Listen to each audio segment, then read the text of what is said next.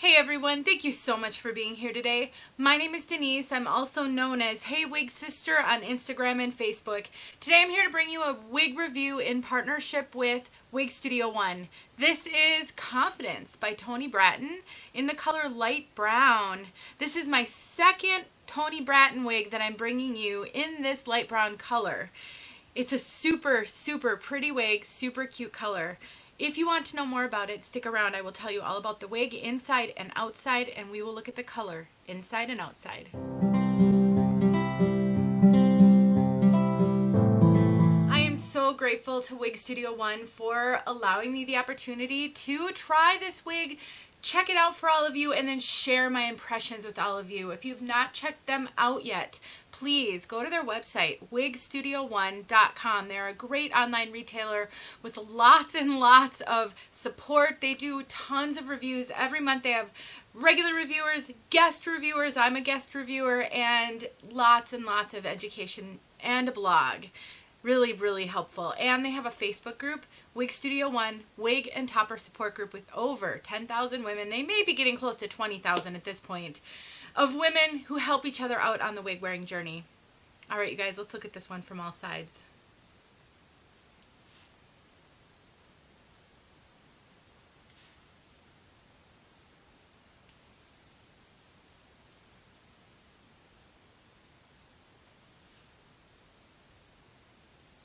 This is such an adorable sort of classic bob with just some light layering to give it a really flattering and low profile, so it's not poofy.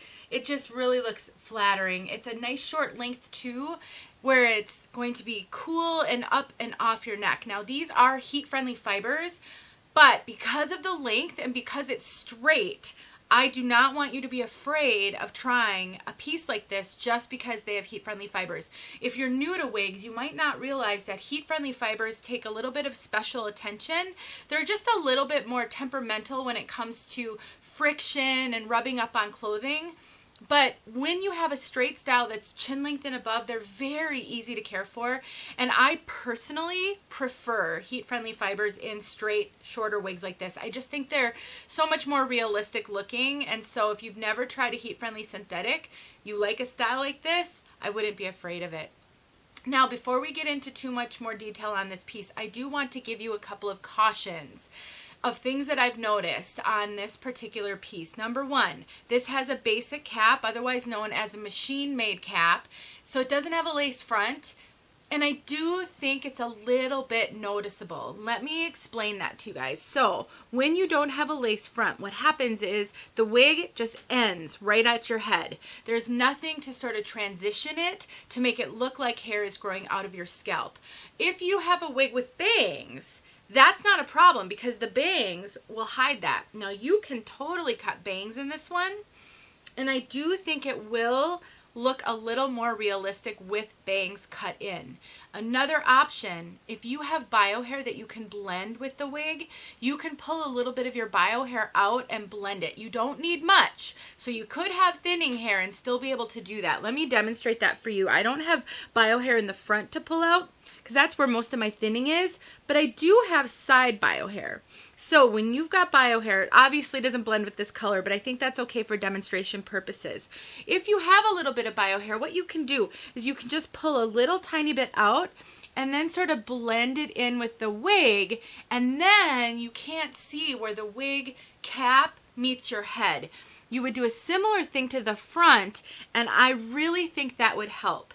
If you don't have bio hair, the reason why I'm just bringing this up, for some people this is not going to be a concern at all.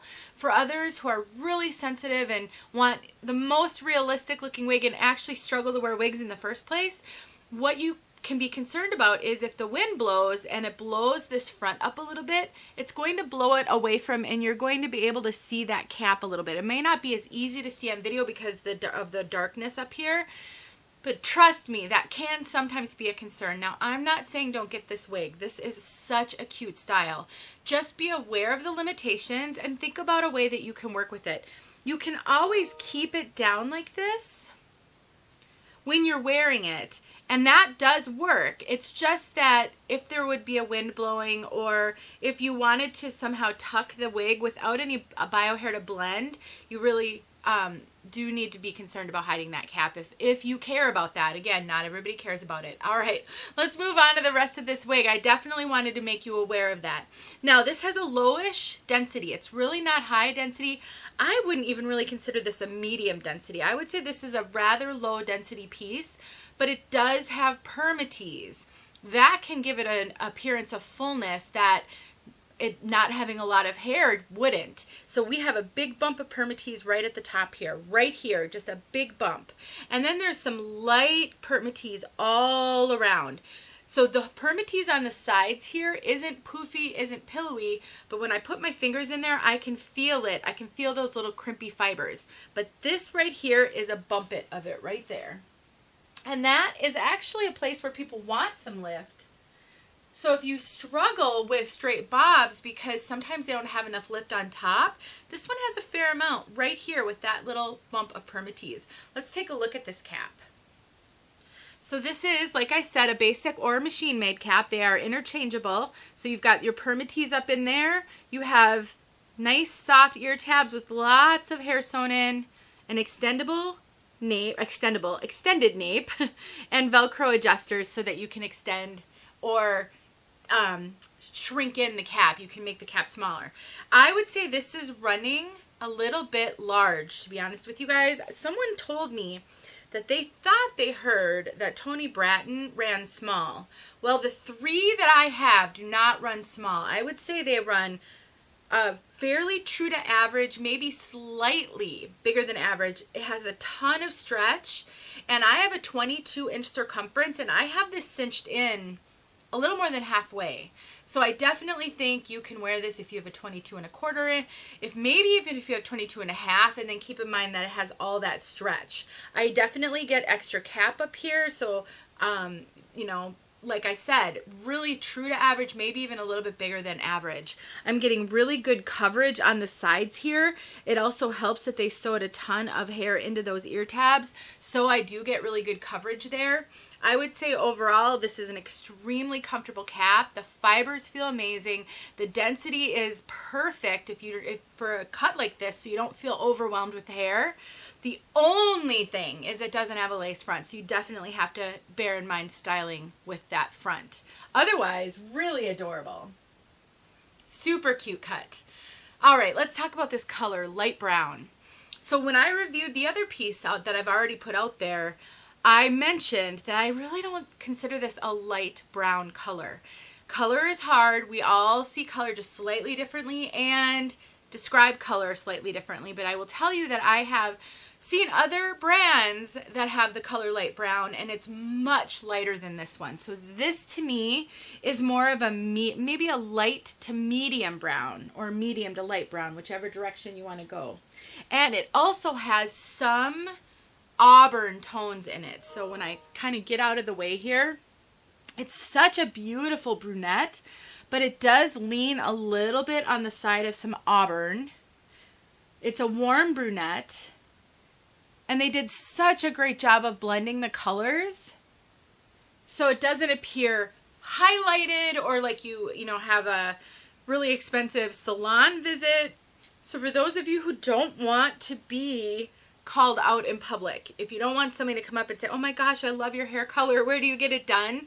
This is such a natural, pretty brunette, but I would consider this more of a medium brown versus a light brown. That just is what it looks like to me. And also, if you don't like sort of a little bit of a reddish, auburnish tone to your brunettes, then bear in mind this one does have that. I wouldn't consider this neutral or anything like that.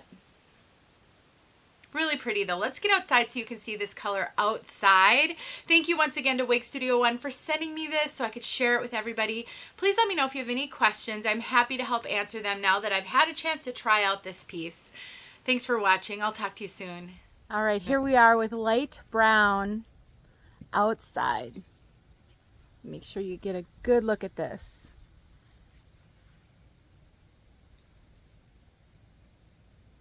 So you can see it's just a really well blended color.